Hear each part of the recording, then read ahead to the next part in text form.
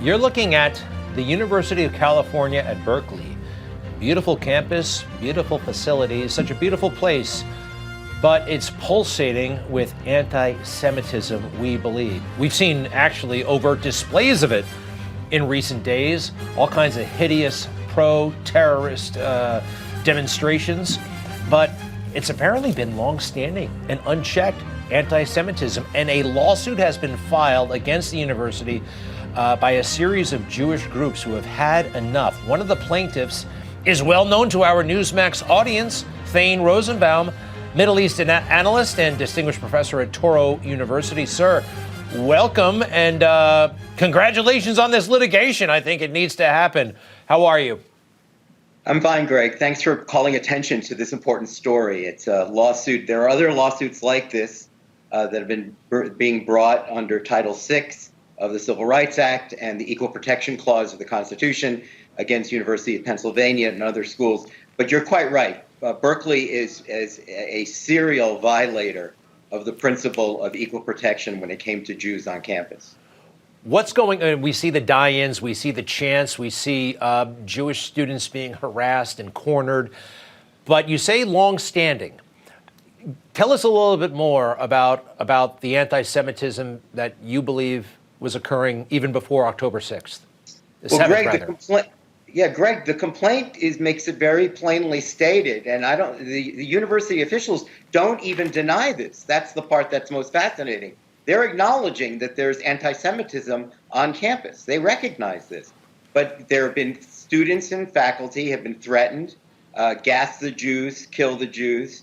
There's been a pro-Zionist student who was draped in an Israeli flag and he was punched and hit over the head with a metal bottle. There's been all kinds of acts of violence. And specifically, there's something that took place that I'm a part of. I'm listed as a plaintiff on this, which is that 23 student organizations at the law school. Are you sitting down, Greg? Get ready.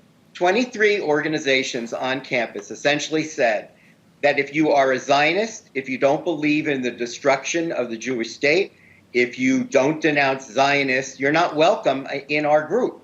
You can't join our journal. You can't participate in our legal clinic. And even though myself, Thane Rosenbaum, I have actually spoken at the law school before, he can no longer be brought to, you can't bring him to campus. I'm radioactive because I'm a Zionist. Wow.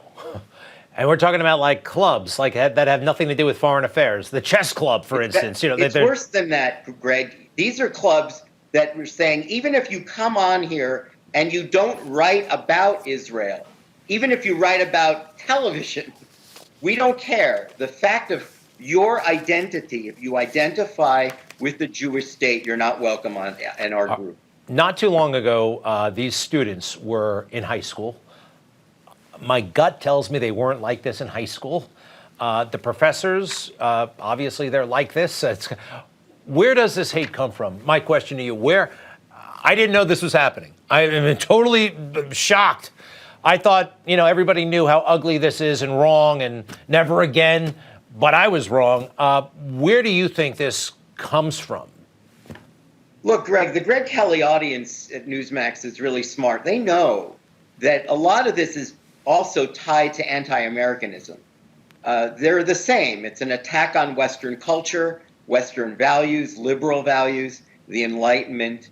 That some of this started with, faculty members, even in high school, that, this related to Marxist thinking, the destruction of a capitalist society. Yeah. So much of this is tied together. And I think the Newsmax audience really recognizes that these assaults against Israel, look, we're seeing a demonstration, Greg, of the Arab street that was not seen in America. Now we're seeing it everywhere, right? Not far from where I live, I understand there's a protest going on in the lighting of the Christmas tree in Rockefeller Center. There have been the Thanksgiving Day parade was ruined by protesters. Well, it wasn't quite ruined. They tried, but we still had a decent parade. Look, it's a longer conversation. I want to know more. Social media facilitated it, but I'm very saddened, but we are resolute, and we're seeing who's who now. And that has been clarifying. Thane Rosenbaum, we thank you. This is pending in federal court. Please keep us posted.